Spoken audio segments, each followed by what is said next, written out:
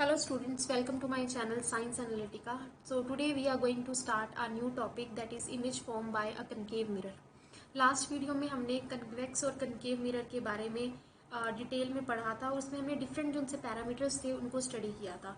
अब आगे हम लोग उन्हीं पैरामीटर्स को यूज़ करेंगे इन आर इमेज फॉर्मेशन के अंदर कि how image is formed in a concave mirror.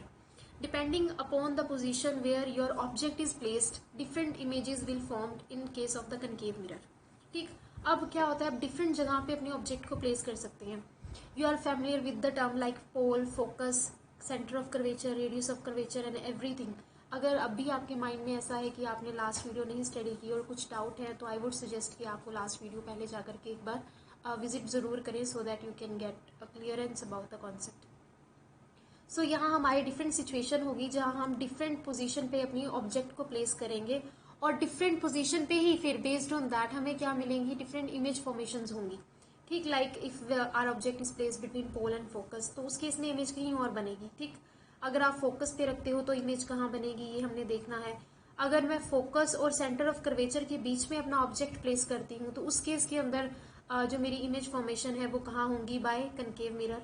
इसी तरह अगर मैं सेंटर ऑफ कर्वेचर पे अपना ऑब्जेक्ट प्लेस करती हूँ तो मेरी इमेज फॉर्मेशन कहाँ होगी, like if I am placing it beyond the centre of curvature, उस केस में कहाँ होगी, और अगर इन्फिनिटी पे रखते हैं तो कहाँ होगी. सो इस तरह से हम लोग आगे फर्दर मूव करेंगे. सो फर्स्ट केस इसके अंदर है व्हेन योर इमेज, हम यहाँ क्या स्टडी करेंगे, image form by a concave mirror when our object is placed between pole and focus of a concave mirror. तो यहाँ अगर आप देख सकते हैं it is a concave mirror. ठीक, और आपका जो बैक साइड है इस मिरर की वो क्या है, पॉलिश्ड है, सो दैट आपकी जो लाइट रेज हैं वो क्या करें, इसके अंदर से पास ना करें बल्कि with in the same medium रह करके जो रिफ्लेक्शन हो रही है वो टेक प्लेस कर सके आराम से. ठीक, तो यहाँ सबसे पहले पी क्या है, आपका प्रिंसिपल है, सॉरी पोल है, P is the pole and the horizontal line passing the mirror is your principal axis, F is the focus and C is the centre of curvature. तो सबसे पहले जो आपका ऑब्जेक्ट ए बी प्लेस्ड है वो कहाँ पे प्लेस्ड है, देखिए पोल और फोकस के बीच में इसे रखा गया है. तो इस केस में जो आपकी रेज जाएंगी वो किस तरह जाएंगी, देखिए पहली जो लाइट रेज है वो ए बी से जा करके आपके मिरर को टकराएगी और टकरा के जो उसकी रिफ्लेक्शन होने पे इसका जो पाथ है वो डेविएट होगा, इस तरह से डेविएट होगा कि वो फोकस से क्रॉस करेगी. ठीक, तो ये दो, एक तो ये रे होगी आपकी और दूसरी रे आपकी कहाँ से आएगी, वो सेंटर ऑफ कर्वेचर से पास करेगी. ये एक प्रॉपर्टी होती है कि जो रे सेंटर ऑफ कर्वेचर से जाती है वो सेंटर ऑफ कर्वेचर के अबाउट ही वापस आती है. तो इसीलिए वो क्या करेगी, सेंटर ऑफ कर्वेचर के अबाउट ही वापस आएगी. ठीक, तो आपको क्या है, कम से कम दो आपको रेज की ज़रूरत पड़ती है. कोई भी अगर आप इमेज फॉर्मेशन करेंगे तो उसमें कम से कम आपको दो रेज होनी चाहिए ताकि आप उनको वो दो रेज मीट करें और जहाँ ये दो रेज मीट करेंगी वहीं जो आपकी इमेज है वो फॉर्म होगी और वही आपका इमेज डिस्टेंस होगा. ठीक, तो अब इन रेज को अगर मैं बैक एक्सटेंड करती हूँ तो मुझे क्या मिलेगी, एक virtual erect and enlarge image मिलेगी हैविंग इमेज साइज ए डैश बी डैश. ठीक, तो मेरा जो ऑब्जेक्ट था वो क्या था, ए बी था, और मुझे जो इमेज मिली है वो क्या मिली है, ए डैश बी डैश मिली है, बिहाइंड द मिरर मिली है, और किस तरह की मिली है, virtual and erect. Virtual and erect किस क्यों कहेंगे हम इसको, क्योंकि इस इमेज को हम क्या करेंगे, स्क्रीन पे नहीं हम लोग उतार सकते, we can't obtain this image on screen, तो that is why it is known as the virtual and erect. जो इमेज वर्चुअल है वो इरेक्ट तो होगी ही होगी और जो रियल होती है वो हमेशा क्या होती है, इन्वर्टेड होती है. ठीक, सो इमेज फॉर्म क्या है, एक तो बिहाइंड द मिरर है, वर्चुअल इरेक्ट है, it is larger than the object है, मैग्नीफाइंग.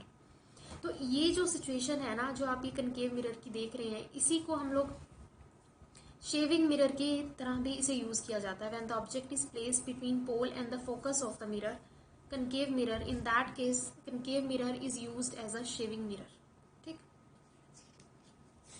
नेक्स्ट आता है कि when your image is placed at focus, अगर आपने क्या किया है कि आपने इसको फोकस पे रखा है.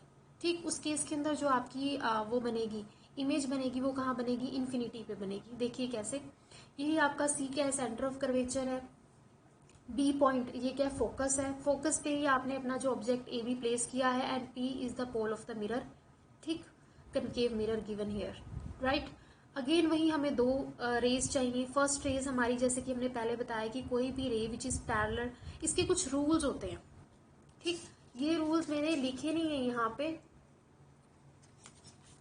We talk about the sign convention, but before that एक और रूल्स भी होते हैं इसके। उसमें क्या होता है कि हम लोग बताते हैं कि कोई भी लाइन अगर क्या है, रे जो सी है वो पैरेलल जा रही है प्रिंसिपल एक्सिस के, तो वो सर्टेनली मिरर से टकराने के बाद फोकस से पास करेगी।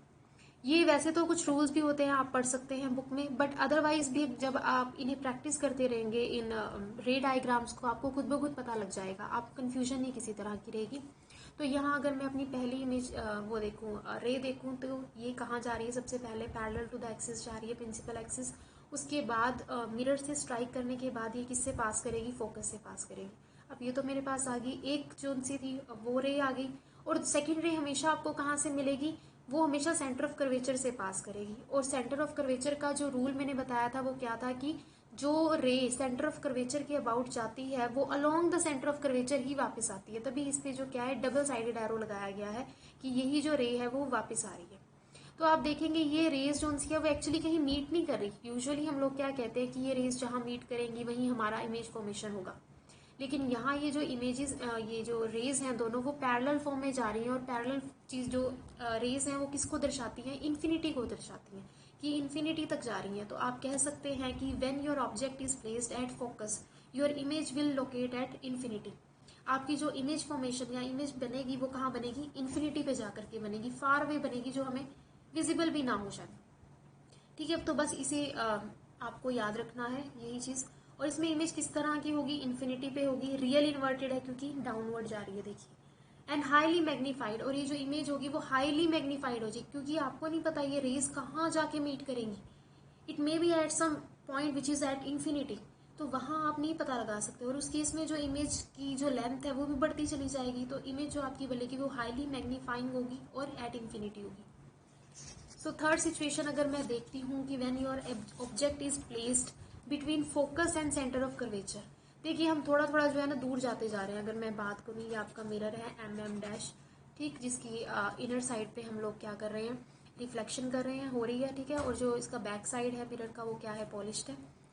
इसी तरह F इसमें क्या है, एक फोकस है, C क्या है, सेंटर ऑफ कर्वेचर है। और सबसे पहले हमने फर्स्ट केस देखा था उसमें जो आपकी ऑब्जेक्ट था वो कहाँ था, F और P के बीच में प्लेस था, फिर F पे प्लेस था, थोड़ी थोड़ी दूर करते जा रहे हैं हम।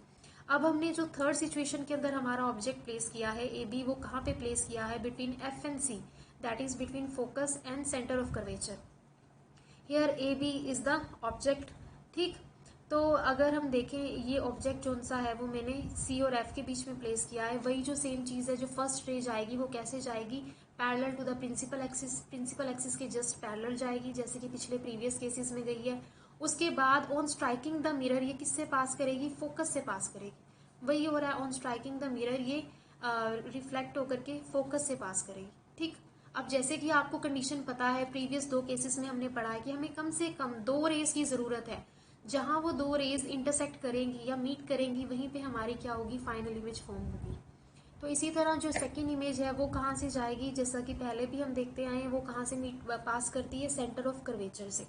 और वही सेम रूल है कि जो भी रे सेंटर ऑफ कर्वेचर से पास करती है वो अगेन उसी के अलोंग वापस जाती है। इसीलिए हम लोग इसे किससे रिप्रेजेंट करते हैं, डबल साइडेड एरो से, ठीक। तो अभी जो दो रेज है वो फाइनली जाकर के एक पॉइंट पे मीट करेंगी, और वो पॉइंट कहाँ लाई करता है, बियॉन्ड C। और जो आपको इमेज मिलेगी वो क्या मिलेगी, A डैश B डैश मिलेगी। और इस केस में जो इमेज होगी वो किस तरह की होगी, एक तो वो beyond the centre of curvature होगी, सेकंड वो रियल एंड इन्वर्टेड होगी। रियल का मतलब है you can obtain this image on screen. And जो थर्ड केस होगा दैट इज ये larger than the size of the object होगी। आप यहाँ देख ही सकते हैं कि आपके ऑब्जेक्ट का क्या साइज था, और फिर जो आपको इमेज ऑब्टेन हुई है उसका साइज क्या है, इट इज हाईली एनलार्ज्ड, ठीक, and real and inverted as well. So fourth case अब आपके पास आता है, next one is when the object is placed at the centre of curvature of a concave mirror. जब आपका जो उनसा ऑब्जेक्ट है वो कहाँ पे रखा हुआ है, सेंटर ऑफ कर्वेचर पे अगर आप किसी ऑब्जेक्ट को रखते हो तो वो कहाँ से जाएगी। सो ये हमारा AB जो सा है वो क्या है, ऑब्जेक्ट है, जो मैंने कहाँ रखा है, सेंटर ऑफ कर्वेचर पे, C पे रखा है इसको, it is placed eight C। Here P is the focus, M dash is the mirror or the surface aperture of the mirror available for the reflection। यहाँ जो ये हमारी हॉरिजॉन्टल लाइन जा रही है, it is actually representing the principal axis. Now अब जो हमारा ऑब्जेक्ट है AB, सबसे पहले जो हमारा वही रूल चलेगा जो प्रीवियस केसेस में था कि फर्स्ट रे क्या जाती है, parallel to the principal axis जाती है और कहाँ तक पहुँचती है, मिरर तक। और मिरर के पास आने के बाद ये क्या करेगी, रिफ्लेक्ट होगी, it reflect and pass through the focus. Reflect होने के बाद ये कहाँ से पास करेगी, फोकस से पास करेगी और फाइनली इस पॉइंट तक पहुंची। अब सेकंड रे इसमें, क्योंकि object is already at C, previous cases में तो हम क्या करते थे कि जो हमारी सेकंड रे होती थी वो सी से पास करती थी, सेंटर ऑफ कर्वेचर से पास करती थी और उसी के अलोंग वापस आती थी। लेकिन यहाँ क्या होगा, हमारी जो रे है वो कहाँ से पास करेगी, दोनों की दोनों रे फोकस से ही पास करेंगी। देखिए ये बस जस्ट उल्टा रूल है, यानी जो रे आपकी पैरेलल टू प्रिंसिपल एक्सिस है वो कहाँ से पास करेगी, फोकस से पास करेगी।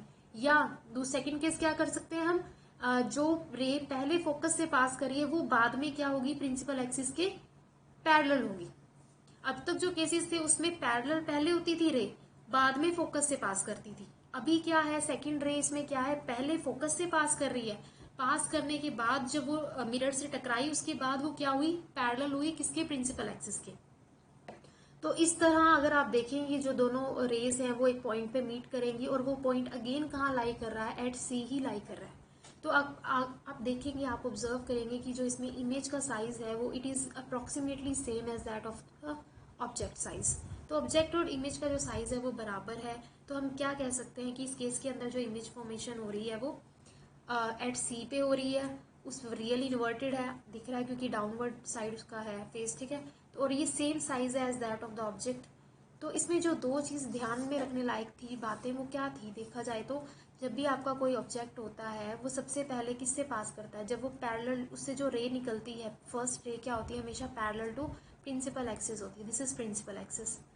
और वो प्रिंसिपल एक्सिस से पैरेलल होने के बाद किससे पास करती है, फोकस से पास करती है। ठीक, ये दो स्टेप तो आप सब में करते आ रहे हैं, नथिंग न्यू। लेकिन अगर मैं इसे उल्टा कर दूं कि मैं पहले अब फोकस से पास करा दूं रे को, तो फिर उस केस के अंदर वो क्या होगी, parallel to the principal axis होगी दूसरी बारी में, सेकंड स्टेप में। ठीक, तो कोई भी रे है आपकी which is parallel to the principal axis, it will always pass through the focus. So our next case is case 5, when your object is beyond center of curvature of the concave mirror। देखिए अब तक हमने क्या किया था, हमारे पास mirror था, reflecting surface m, m dash, p is the pole, f is the focus and c is the centre of curvature. पहले हमने सबसे पहले ऑब्जेक्ट कहाँ प्लेस किया था, between f and p, then हमने प्लेस किया था बिटवीन f एंड c, और ये जो हमारा नेक्स्ट केस है, फिफ्थ केस, उसमें हम अपने ऑब्जेक्ट को प्लेस करेंगे बियॉन्ड c। सबसे पहले वही जो हम अब तक करते आए हैं कि जो फर्स्ट रे इमर्ज होगी ऑब्जेक्ट से, कहाँ जाएगी, वो जो इमेज होगी जो ऑब्जेक्ट से निकल रही है वो सबसे पहले पैरेलल होगी to the principal axis, it will strike the mirror and finally pass through the focus. ठीक, और जो सेकेंड रे होती है हमारी वो हमेशा कहाँ से पास करती है, सेंटर ऑफ कर्वेचर से। और ये प्रीवियस केसेस में आपने देखा है कि जो रे आपकी सेंटर ऑफ कर्वेचर से पास कर रही है ना, वो अगेन उसी की तरफ जो है बैक रिफ्लेक्ट होती है। इसीलिए हम लोग यहाँ क्या करते हैं कि एक डुअल साइन जो सा डबल साइडेड एरो से इसको शो करते हैं। फाइनली ये जो दो रेज हैं जहाँ पे मीट करेंगी वहाँ हमारी फाइनल इमेज फॉर्म होगी। और ये कहाँ जाकर के मीट कर रही हैं, they will meet between F and C and will have our image here A dash B dash between F and C. अगर आप यहाँ इमेज को अगर हम स्टडी करें थोड़ा सा तो हम पाएंगे कि हमारी जो इमेज है it is form between focus and centre of curvature, it is real and inverted. जो इमेज रियल है वो इन्वर्टेड तो होगी होगी, as I already explained you. तो और ये क्या है, इसका जो साइज है वो भी क्या होगा, डिमिनिश्ड होगा, आपके ऑब्जेक्ट के कंपैरिजन में जो इमेज का साइज है वो कम हो गया। ठीक, तो ये जो आपका केस था कि when the object is placed beyond C.